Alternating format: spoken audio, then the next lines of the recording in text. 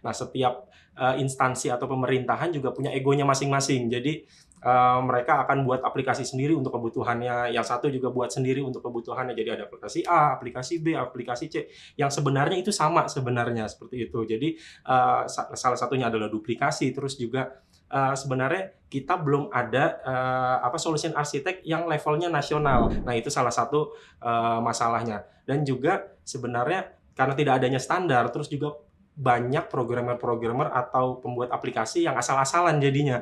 Jadi aplikasi abal-abal, yang penting ya lolos, yang penting selesai dan lain-lain. Jadi standarnya tidak memenuhi standar dan kualitasnya buruk. Bicara Profesi. Kembali bersama saya di Bicara Profesi. Kali ini kita kedatangan seorang Vice President Solution dan Product Esteem Software. Beliau adalah Mas Kresna. Apa kabar, Mas Kresna? Baik, Pak. Wah, luar biasa nih. Sesi yang spesial karena lagi hangat perbincangan mengenai penghentian pembuatan aplikasi di instansi pemerintah pusat dan pemerintah daerah. Namun kali ini karena konteksnya adalah bicara profesi, pertanyaan saya pertama ke Mas Kresna adalah tentang solution architect, sebuah profesi di dunia IT atau pengembangan software. Mas Kresna, apa sih solution architect itu? Oke, jadi solution architect itu sebenarnya ya kita ngerancang suatu solusi untuk perusahaan. Udah pasti dari analisis bisnisnya, terus kebutuhannya seperti apa, arsitekturnya seperti apa, networknya seperti apa. Nah, itu juga harus kita analisis dulu. Nah, setelah itu ya kita harus menentukan kira-kira solusi apa yang paling cocok untuk perusahaan tersebut gitu, karena memang kadang opsinya akan banyak nanti dari solusi-solusi yang ada. Jadi harus memilih yang paling cocok. Terus juga kadang solution architect tuh harus membuat blueprint gitu. Jadi blueprintnya dibuat terus berdasarkan dari arsitektur networknya, infrastrukturnya, security-nya. Nah, itu juga harus dipertimbangkan semuanya. Seperti itu. Terus juga yang paling penting adalah memastikan bahwa solusi itu bisa diimplementasikan gitu. Jadi setelah nanti diimplementasikan juga harus di-testing dan pastinya harus lulus tesnya dan lain-lain, dan security-nya juga harus di-testing untuk kuat supaya tidak bisa dibobol dari luar. Oke, jadi kalau begitu berarti tugas seorang solution architect ini penting banget ya dalam pengembangan solusi bagi organisasi, bisnis maupun instansi pemerintah ya. Ya. Skill dan keterampilan apa saja sih, Mas Kresna, yang dibutuhkan oleh seorang solution architect ini? Oke. Jadi keterampilannya udah pasti tadi melek teknologi, jadi harus tahu teknologi-teknologi baru karena bisa ditutup oleh teknologi baru kadang-kadang permasalahan-permasalahan yang saat ini. Terus juga harus bisa problem solving karena memang ya harus memecahkan dari suatu masalah karena pasti dari ujungnya adalah masalah. Terus juga setelah itu ya komunikasinya harus bagus karena nanti akan kolaborasi. Terus juga harus ya tadi melek teknologi, problem solving, komunikasi, dan punya pengalaman di bidang implementasi aplikasi. Itu sangat penting. Oke, apa yang terjadi jika solution architect ini kurang skill atau kurang keterampilan tadi yang dibutuhkan, atau mungkin salah dalam memberikan solusi? Ya udah pasti kalau salah ngasih solusi, ya solusinya nanti nggak bisa diimplementasi. Jadi apa yang sudah kita rancang jauh-jauh dengan biaya, teknologi, terus waktu, itu semua nanti sia-sia karena tidak bisa diimplementasikan atau salah dari awal untuk implementasinya. Nah, ini penting banget nih pertanyaannya nih, terkait dengan berita yang masih hangat nih ya. Apakah karena solution arsiteknya yang kurang mumpuni, sehingga Indonesia, terutama pemerintah ya, instansi pemerintah pusat dan daerah, memiliki aplikasi sampai 27.000. Bahkan ada satu kementerian, menurut Pak Jokowi, yang memiliki lebih dari 500 aplikasi. Apakah karena solution arsiteknya atau ada hal lain kira-kira? Ya, jadi seperti yang diinfo tadi, kita punya daerah, punya pemerintahan juga kementerian banyak dan lain-lain. Nah, mereka itu punya kebutuhannya masing-masing. Nah, setiap instansi atau pemerintahan juga punya egonya masing-masing. Jadi mereka akan buat aplikasi sendiri untuk kebutuhannya, yang satu juga buat sendiri untuk kebutuhannya. Jadi ada aplikasi A, aplikasi B, aplikasi C, yang sebenarnya itu sama sebenarnya seperti itu. Jadi salah satunya adalah duplikasi, terus juga sebenarnya kita belum ada solution architect yang levelnya nasional, yang itu yang bisa melihat secara keseluruhan dari semua instansi, pemerintahan, dan lain-lain seperti itu. Nah, lebih jauh lagi Jokowi menyampaikan bahwa puluhan ribu aplikasi itu berjalan sendiri-sendiri dan tidak sinkron satu dengan yang lain. Kenapa hal itu bisa terjadi? Oke, jadi biasanya yang terjadi itu karena setiap pemerintahan atau pengembangan aplikasi itu tidak punya standar. Jadi standarnya beda-beda. Yang satu mungkin standarnya tinggi, yang satu rendah. Jadi ada yang jelek, ada yang bagus dan lain-lain.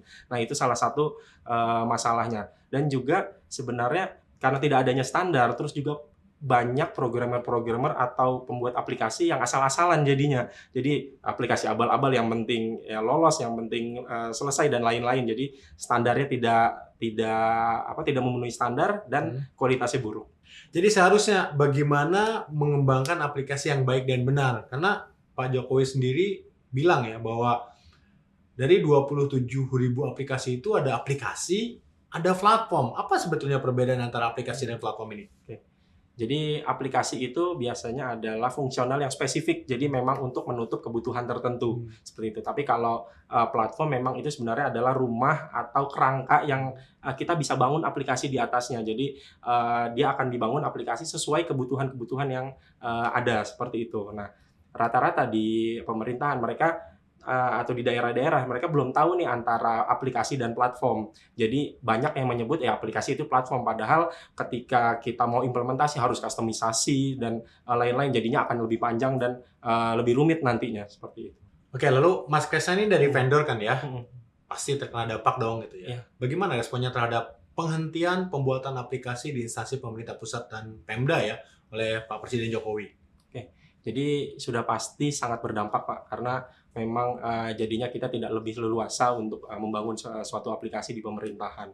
Nah, walaupun sebenarnya seperti itu, tapi sebenarnya juga pemerintahan ya banyak yang masih mengembangkan aplikasi mungkin dengan mata anggaran berbeda dan lain-lain seperti itu. Jadi kalau pemerintah serius, pemerintah itu bisa berintegrasi atau bekerja sama dengan vendor-vendor lokal. Contohnya seperti Esteem yang memang sudah menyediakan platform yang sudah jadi seperti itu. Nah, jadi dibanding kita harus integrasikan 27.000 aplikasi itu sendiri-sendiri, nah kita bisa integrasikan itu menjadi satu dengan satu platform yang sama seperti itu. Jadi dengan platform ini sebenarnya kita bisa membantu GovTech dan Inna Digital ke depannya agar lebih mudah untuk diimplementasikan. Contohnya untuk mengintegrasikan proses-proses IT. Nah, kami sebagai Esteem ini bisa mengintegrasikan seluruh aplikasi-aplikasi yang ada menjadi satu. Nah, kebetulan perusahaan kami juga sebagai anggota Aspiluki. Nah, di sana sebenarnya juga banyak sekali aplikasi-aplikasi yang sudah jadi, yang siap digunakan. Dibanding kita bangun super apps yang belum tentu bisa digunakan dan juga bisa mematikan vendor-vendor lokal. Nah, kita bisa berintegrasi itu semua. Mas Kresna kan dari vendor ya, atau penyedia platform aplikasi Esteem gitu ya, atau platform Esteem. Apa sih kelebihan dari aplikasi ini dan peranan seorang solution arsitek pada saat mengembangkan Esteem? Oke. Jadi waktu kita ngembangin Esteem bisa dibilang Esteem itu arsitekturnya sangat rumit sekali di belakangnya. Jadi kita merancang itu sangat panjang dan lain-lain. Nah, solution arsitek ya kita ngeramu supaya kompleksitas itu supaya nanti pas diimplementasikan oleh user itu jangan sangat mudah seperti itu. Jadi disitulah peran solution arsitek yang di belakangnya sebenarnya kita bangun arsitektur yang rumit supaya nanti pas implementasi ke customer-nya itu jadi sangat mudah seperti itu. Nah, oleh karena itu makanya jadi banyak juga dari customer kami yang menggunakan Esteem ini mereka bahkan tidak perlu programmer, jadi tinggal konfigurasi, plug and play dan lain-lain itu sudah jadi. Nah, bahkan nanti Esteem ini sebagai platform bisa menjadi super app di dalam perusahaan supaya nantinya bisa menggabungkan atau mengintegrasikan seluruh kebutuhan aplikasi-aplikasi yang ada menjadi satu aplikasi utama. Wah, luar biasa sekali berarti ya Esteem software ini. Sudah berapa lama sih ada di market atau kapan diluncurkan? Jadi Esteem ini sekarang sudah generasi kelima. Jadi kita dimulai dari tahun 2017. Kita dimulai dengan versi Asmat yang sekarang sudah versi ND. Jadi Asmat, Baduy, Caniago, Dayak, ND. Kita menggunakan nama-nama Indonesia karena memang ya sebagai identitas kita sebagai bangsa Indonesia. Esteem software sebagai aplikasi lokal ya atau solusi atau software lokal ini kan kadang-kadang banyak tantangannya nih dan banyak yang mempertanyakan nih. Bagus nggak sih Esteem ini sebagai aplikasi lokal dan ada software sejenis nggak kira-kira? Esteem saat ini satu-satunya produk Indonesia sebagai software ITSM pertama di Indonesia. Bahkan kita juga sudah terdaftar di MURI untuk software ITSM pertama. Terus juga kita juga sebenarnya sudah tersertifikasi oleh lembaga sertifikasi luar negeri. Jadi kita sudah tersertifikasi oleh Pink Verify itu untuk mensertifikasi kesesuaian dengan IT Service Management-nya. Dan juga kita mendapatkan rekor MURI di sana. Seperti itu untuk software yang tersertifikasi luar negeri.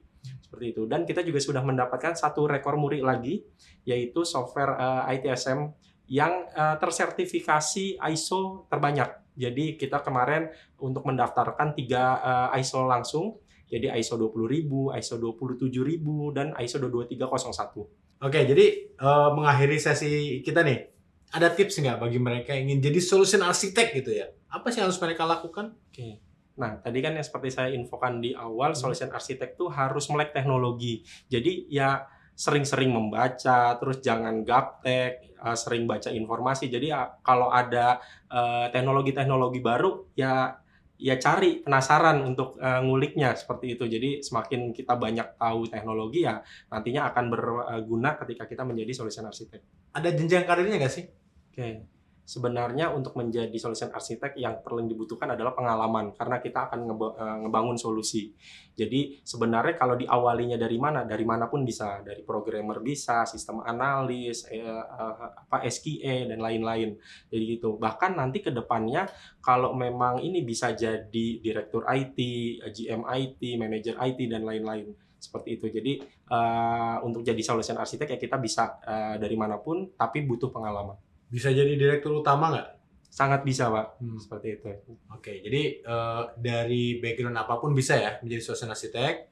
Tadi beberapa tips, knowledge atau skill-nya melek teknologi gitu ya, paham tentang teknologi, bisa problem solving gitu kan, analytical skill-nya bagus dan berkomunikasi karena harus berhubungan dengan banyak pihak ya untuk bisa memberikan solusi, opsi-opsi teknologi yang bisa diimplementasikan di organisasi. Oke, luar biasa sekali Mas Kresna. Terima kasih atas kesempatan untuk berbagi di sesi kita ini. Dan sampai jumpa di Bicara Profesi segmen berikutnya.